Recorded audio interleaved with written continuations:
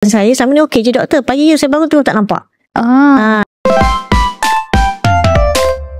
Okey, kalau kita cerita pasal stage, kita pergi tahap-tahap lah tahap diabetik retinopati. Kalau nak cara mudahnya, saya bahagikan dalam 4-5 tahap. Sebenarnya maknanya peringkat pertama tu dia baru bocor sikit, peringkat kedua bocor lebih sikit, peringkat ketiga salur darah yang tak sihat tu dah tumbuh, peringkat 4 salur darah tu dah pecah. Kan, peringkat kelima bukan sekadar salur darah pecah, urat semua pun dah terangkat, tercabut semua kan. So itu peringkat akhir.